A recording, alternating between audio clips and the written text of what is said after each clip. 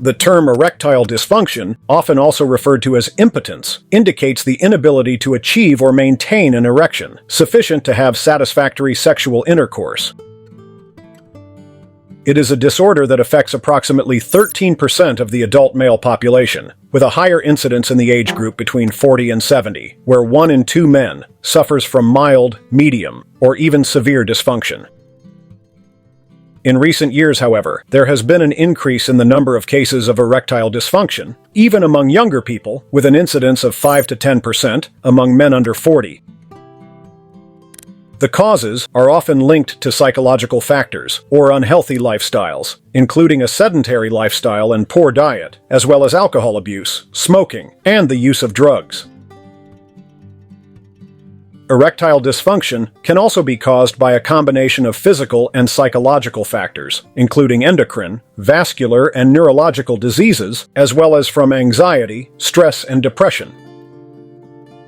However, there are some remedies to try to keep it under control and improve its symptoms, but first, it is necessary to undergo a medical examination to identify the exact cause of the problem. But what are the most effective remedies for erectile dysfunction? The last one will surprise you. Let's go see them. Generally, they are classified into 3 lines, starting from simpler and non-invasive solutions to more targeted and complex interventions. First line: medications. Among the most commonly used first-line treatments for erectile dysfunction are drug therapy, and in particular, selective inhibitors of phosphodiesterase type 5. This is an enzyme present in the corpora cavernosa that has the task of interrupting the erection when sexual desire decreases, and does so by degrading another enzyme, known as cyclic guanosine monophosphate. This is where the drugs used to treat erectile dysfunction come in, which by inhibiting the action of phosphodiesterase type 5 ensures that the levels of guanosine monophosphate remain high, thus maintaining the erection. Some of these drugs are sildenafil, tadalafil, vardenafil, and avanafil.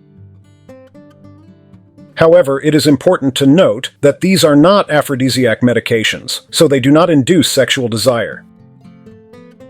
If there is no excitement and emotional involvement, these medications are not effective, since their action depends on the physiological response to sexual desire. All 4 drugs mentioned enhance the effects of nitric oxide, a natural chemical produced by endothelial cells and nerve endings, which promotes the relaxation of the corpora cavernosa of the penis, and therefore erection.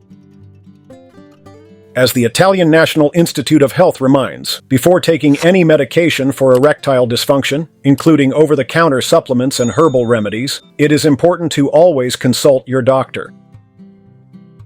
This type of medication may not work for all men, and may be less effective in certain situations, such as in the case of prostate surgery, in the presence of diabetes, or low levels of circulating testosterone. Not only that, some of these drugs could be dangerous if you have very low blood pressure, if you suffer from certain heart diseases or heart failure, but also if you take organic nitrates, such as nitroglycerin, used to treat angina pectoris. In case of erectile dysfunction, due to psychological factors, such as stress, performance anxiety, emotional trauma, or depression, the treatment is mainly based on supportive therapies, such as psychotherapy, which can be individual or even as a couples.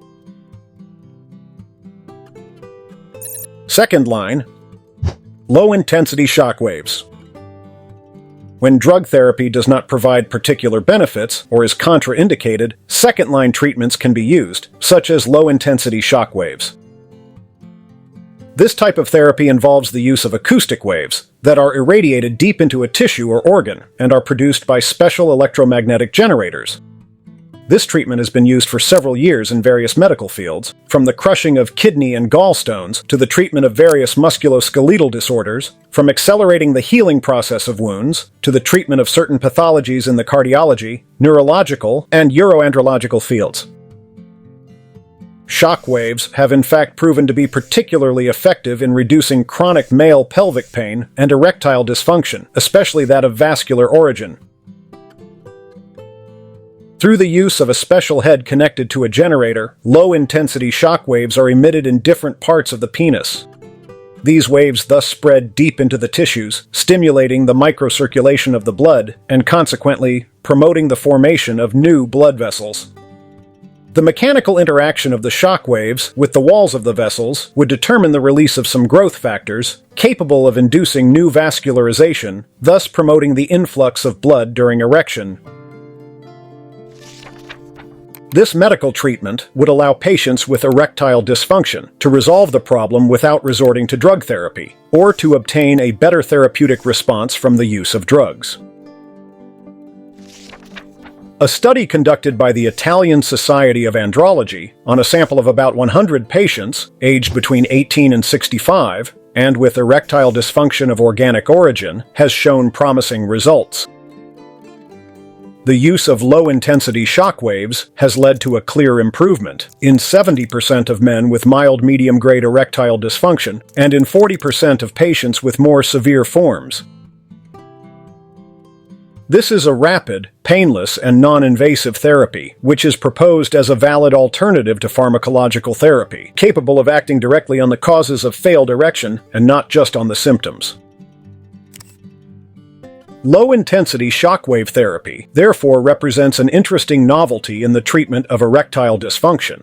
However, as it is still an emerging therapy, further studies will be needed to better understand the mechanisms of action and the long-term effects. Among other second-line treatments for erectile dysfunction are intracavernous injections of vasodilator drugs, including alprostadil. It is injected at the base of the penis, a few minutes before intercourse, and thanks to the vasodilation of the blood vessels present in it, it causes an erection, even in the absence of sexual stimulation. There are also creams based on alprostadil that, unlike intracavernous injections, are applied by inserting the applicator nozzle into the urethral meatus. It is important to mention among the possible second-line treatments also the vacuum device, a mechanical device that, through a suction pump, creates a mechanical vacuum around the penis in order to draw blood into the corpora cavernosa and induce an erection. At this point, an elastic ring is inserted around the base of the penis to retain the blood and allow intercourse. Third line, surgery. Among the third-line treatments, that is those reserved for patients in whom less invasive therapies have not been successful, we find surgery. The operation involves the implantation of hydraulic penile prostheses, that is, two inflatable cylinders that are inserted inside the corpora cavernosa of the penis, as well as a pump positioned in the scrotum and a liquid reservoir in the abdomen. The mechanical erection, easily activated by the user, occurs following the activation of the hydraulic pump that conveys the liquid from the reservoir to the cylinders, placed in the corpora cavernosa of the penis. To return to the flaccid state, then, it is necessary to press a release valve located on the pump itself, which will make the liquid flow into the reservoir, according to an inverse mechanism. In conclusion, erectile dysfunction is a disorder that can have a strong impact on the patient's quality of life and on the possible relationship of the couple. It is therefore important to contact a specialist, overcoming that initial moment of embarrassment that often accompanies this type of problem. Once the cause of the disorder has been identified, which as we have seen can be organic or psychological in nature, it will be possible to choose the most suitable medical treatment for you, starting from less invasive solutions up to more targeted and complex interventions, but above all decisive.